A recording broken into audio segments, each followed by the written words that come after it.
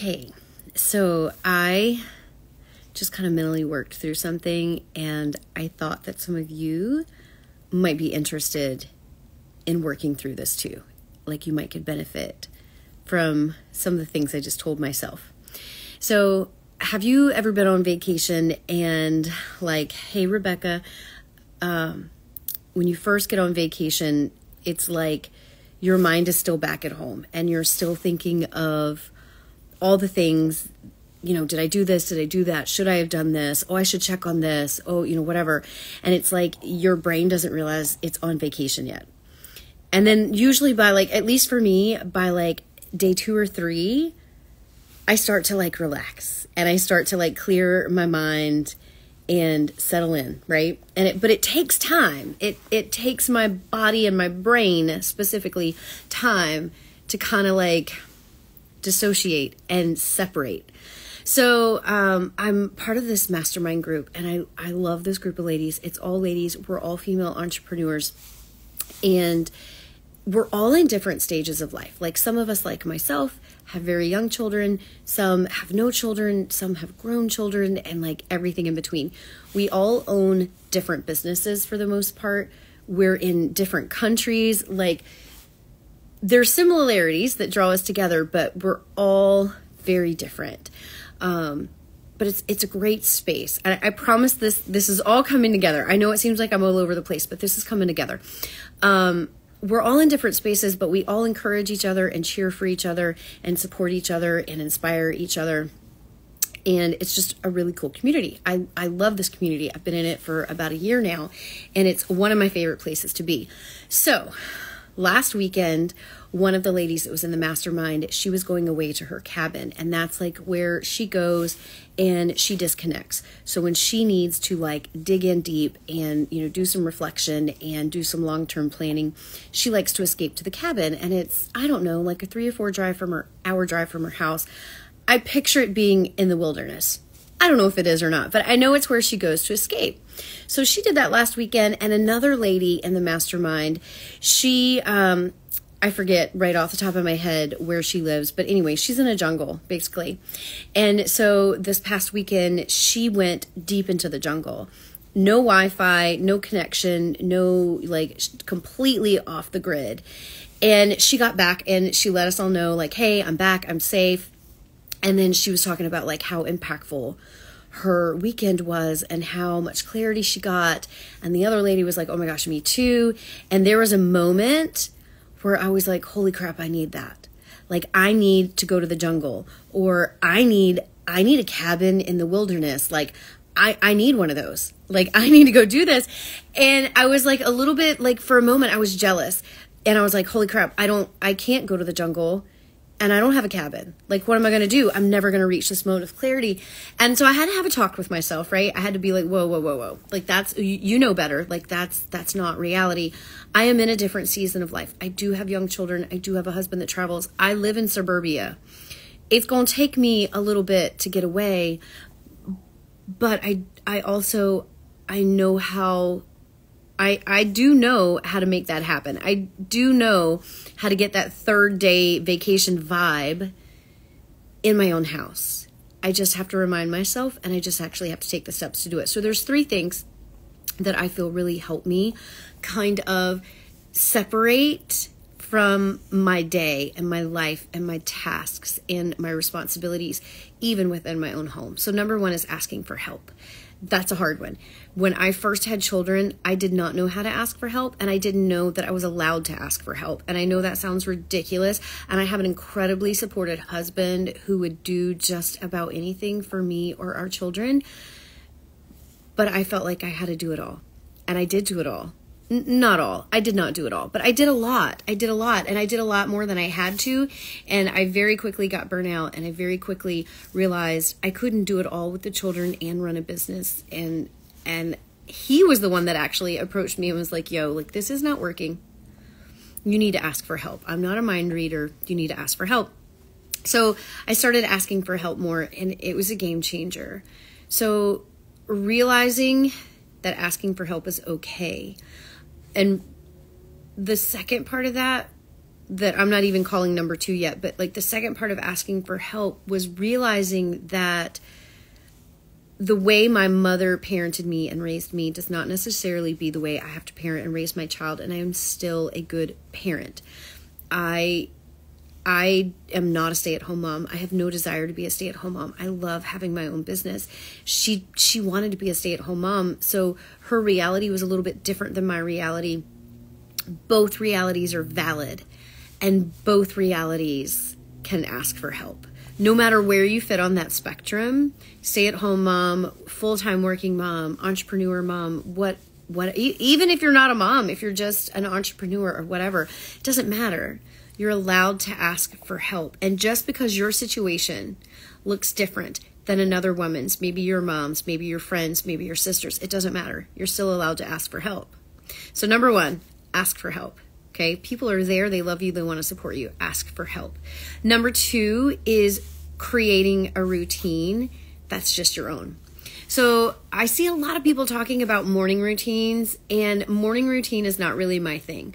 But evening routine, I've been working for about the last month on really improving my evening routine, and that I have noticed has had significant changes in how I feel throughout my day. And I think it's not because of the time of day. It doesn't matter if it's at morning or at night or midday or whatever. It is just the routine and the habit and the repetition of creating a space that is only yours. And creating a routine that allows you to separate. Like separate from your day. So for me, it's evening. For me, it's my evening routine. My evening routine is my time where I go through the same practice. So it's repetition. It is building that, that repetitive sense of calm. So I'm teaching my body and my brain how to walk through the process of regulating my emotions. I'm teaching my body, my brain, my nervous system how to let go of my responsibilities for that time period and how to do that in my own home. And the more I practice it, the easier it becomes. Like the quicker I can get to that like 3rd day vacation vibe, and it's the practice of going through the same steps every day. And again, for me, it's at night, and it's one of my favorite parts of my day now. And so I think creating a time, maybe it's nap time for you. Maybe it's your kid's nap time. Maybe it is morning. Maybe it is evening. Just pick a time in your day where you can have a routine that is solely your own, and whatever feels good to you in that routine. Like, I'm not even going to tell you what you need to do in that routine. Maybe what works for you wouldn't work for me and vice versa, but have a routine that helps calm you and ground you and center you, and it reminds you of who you are, not what you have to do, not what your to-do list is, or not what your title is, but who you are. Create a space where you are just you for the sake of being you. And sometimes I invite my husband into my bedtime routine, right? And we might, I don't know, like drink hot chocolate together. He doesn't like hot chocolate, but whatever he might drink. And sometimes I don't. It's solely me because I don't want anybody in my space, and that's totally fine. So number 1, ask for help. Number 2, create a routine, create a space for you just to be you, not what someone else would describe you as, but just authentically you. And then the 3rd thing, I keep forgetting the 3rd thing, y'all. My brain. Oh my gosh. Hang on. Let me think. This is true mom brain. I was going to write it down. And now I feel the pressure. Rebecca, what's my 3rd thing? Hang on. I have to think. Right? I have to go to my vacation brain and think. Words are hard. Words are hard. Yes, words are hard. I know as soon as I hit end on this live, I'm going to think of it. So hang on. I just feel the pressure. My mind is racing. My nervous system is amping up. So 3 things I do. I ask for help. Oh, duh. It just came into my mind. I ask for help. I create space, and I let things go. That is also hard, letting things go. I have the desire, and I think a lot of us have the desire to always please and to always be perfect. And I think age helps with this. Like, the older I get, the more I realize I don't have anyone to please and I don't have to be perfect, and I can let things go. And when I can start to let things go, then I'm not constantly focused on what I should be doing or what I think I should be doing or what others think I should be doing, and I can focus on what it is I want to do. And I can get more clarity around what it is that I want to do if I am not so hyper-focused on the daily tasks that are bogging me down. So some days that means whatever that might mean. So maybe it means your bed doesn't get made. Maybe it means your laundry sits in the dryer an extra day. Maybe it means there's a dirty coffee cup in your sink. Maybe it means you ask your neighbor. Well, that would really be asking for help. Whatever it means, right? You let things go. Create space for yourself to be, right? So we ask for help. Hello, Mel. Ask for help. Number 1, create space for yourself. Number 2, and declutter your brain. Okay, that's number 3. Let things go. And that's how you kind of create. That's how I create. I don't know. Tell me what you think, but that's how I can kind of create that like 3rd day vacation vibe in my brain while I'm at home. Because the reality is I don't have a weekend cabin and I can't go out in the jungle, and I got to get this shit done now. With my kids running around. Like, my kids are downstairs. I don't know if you can hear the piano. They're playing the piano. They just got home from school, and I'm getting ready to start mom duties. But that doesn't mean that my dreams and my desires and what's inside of my heart and my mind are any less important just because I got a shit ton of things to do. It just means that I have to be more intentional about allowing those things to come out. So, I hope you enjoyed this ramble. And I hope you take something away from it. Maybe ask for help.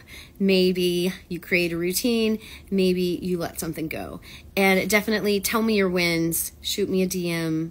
I would love to hear from you. And I hope, even without a weekend getaway, you can feel a little bit more like yourself if you try some of those things.